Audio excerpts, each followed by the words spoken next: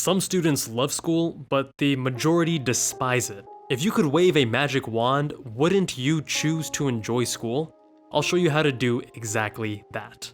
Dr. Jabal, MedSchoolInsiders.com. In life, we usually have a binary system of describing activities, work or pleasure, study or fun, as if they were mutually exclusive. We implicitly describe studying or working as inherently not pleasurable and not fun.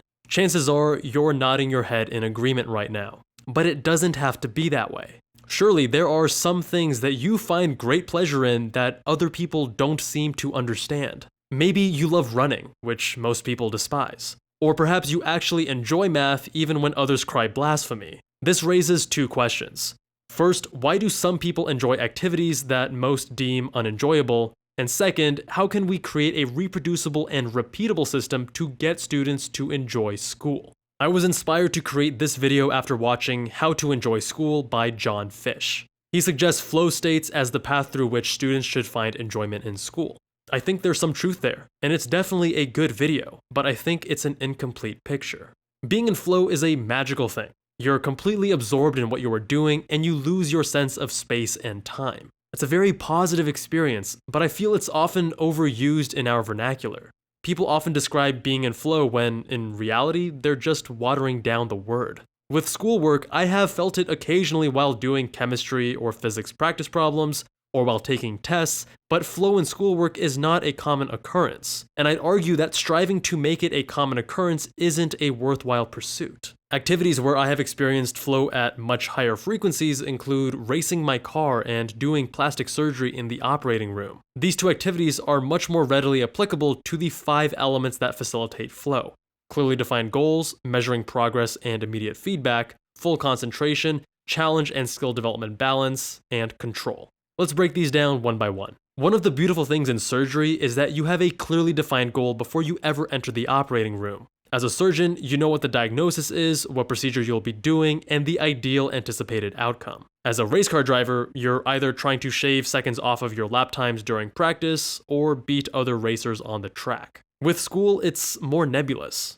Is your goal to learn the information or to get a good grade in the class? Measuring progress in the operating room occurs in a stepwise manner. As your skills progress, error rate decreases, and consistency improves, you're allowed to do more. First, you retract during cases as a medical student, then you're allowed to tie knots, then you suture and do closures, and then you're able to open, meaning doing the first incision, etc. On the racetrack, you can similarly measure your progress with segment times and see if your skills are trending in the right direction. In both instances, progress is easily measured and feedback is immediate. With school, you may spend weeks studying for a large test or the MCAT, but the feedback, meaning your score, is delayed by days to weeks at a minimum. Part of the excitement of both operating and racing a car is that both demand your full attention. Failure to do so would be disastrous for the patient or could result in a dangerous crash on the racetrack. With school, full concentration isn't as strongly incentivized. How many times has your mind wandered while studying or taking a test?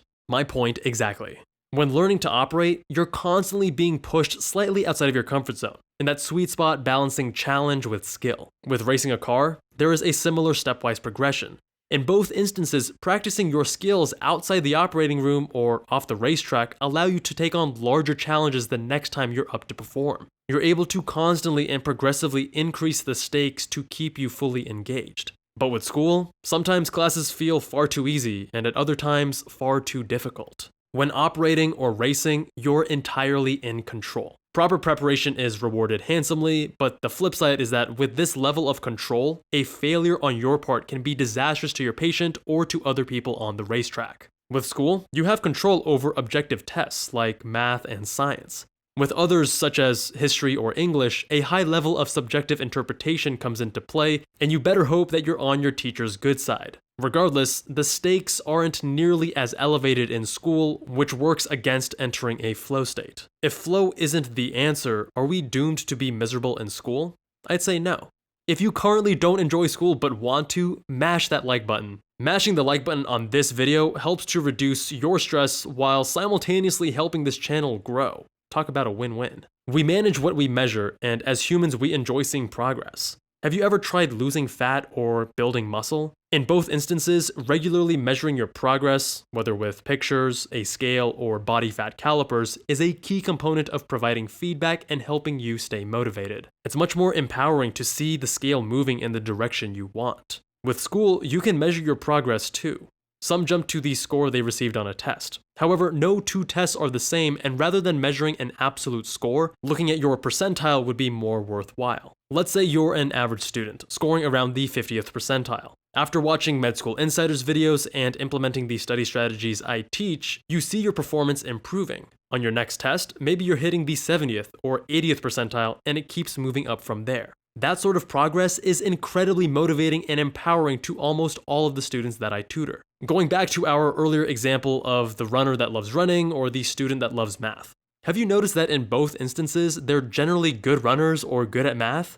It's no coincidence. We often enjoy what we are good at. If you think you're doomed because you're not good at school, think again. Being good at school isn't just dependent on factors outside of your control. It's much more dependent on the strategies and tactics that you use. At Med School Insiders, we believe that any student can be exceptional with the right guidance and effort. Don't believe me? Check out my Study Less, Study Smart video viewed by over 1.3 million students and peep the comments. I'm confident that if you follow the advice in that video, you will see immediate and drastic improvements in your own school performance. In today's candy-ass climate where every kid gets a blue ribbon and a trophy just for participating, competition is vilified. But competition is a beautiful thing, and it's incredibly important in helping you achieve your peak potential. The value in competition isn't about the focus of comparing yourself to others, but rather that it drives you to accomplish more than you thought possible. Have you ever tried racing someone on foot? You'll go faster and farther than you thought possible, especially if it's a close race,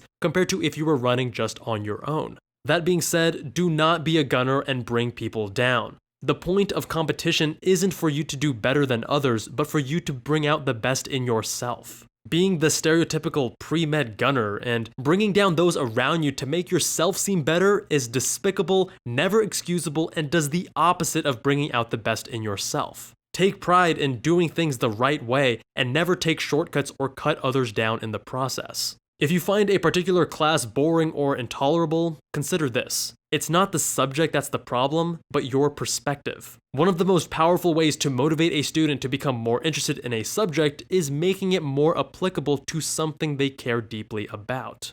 If you hate physics, apply physics to something you love. Maybe that's soccer or racing cars or airplanes.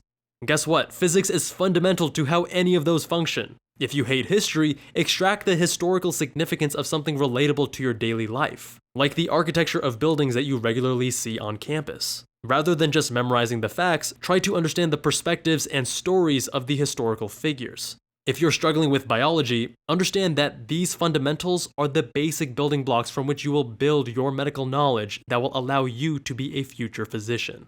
Ultimately, if you can make school autotelic, you'll be incredibly successful academically. An autotelic activity is one that isn't a means to an end, but rather an end in and of itself. In other words, you enjoy the activity just for the sake of doing the activity. When school becomes autotelic, you'll become a weirdo, just like me. I studied for the MCAT with my 2 roommates during a summer in college. After taking the test, both lamented how they hated the experience, they were glad it's over, and they never wanted to do that again. I almost felt embarrassed to say that I kind of enjoyed studying for the MCAT. The amount of information we learned in such a short period of time was exhilarating, and it was somewhat, even tangentially, related to my future career as a physician. Here's the kicker. I scored quite well on my MCAT, better than both of my roommates. Was that because I enjoyed the process, or did I enjoy it because I scored well? Possibly a bit of both, but I'd argue those students who enjoy what they're studying are going to outperform those who don't, all else being equal. It's simple, you try much harder at an activity when you actually enjoy said activity. Once you make school autotelic, you've won the game. At that point, it's a positive feedback loop. Because you enjoy the process of school, you work harder, which makes you better at it, which makes you enjoy it more, and so on and so forth. If you enjoyed this video, you'll love my weekly newsletter. It gets sent out once a week and is super short. In it, I share weekly insights, tools, tips, and resources available only if you sign up via email. I don't publish it anywhere else. When new projects come up, small in-person meetups, special deals, or anything else that is very limited, I share it first with Med School Insiders newsletter subscribers. Check it out at medschoolinsiders.com/newsletter. If you ever change your mind, it's one click to unsubscribe, and I promise I will never spam you. What are some strategies you've used to make school more enjoyable? If you don't find school enjoyable, tell me one new strategy that you're going to implement to make it more fun. I love hearing from you guys, so let me know with a comment down below. Thank you all so much for watching, much love to you all, and I will see you guys in that next one.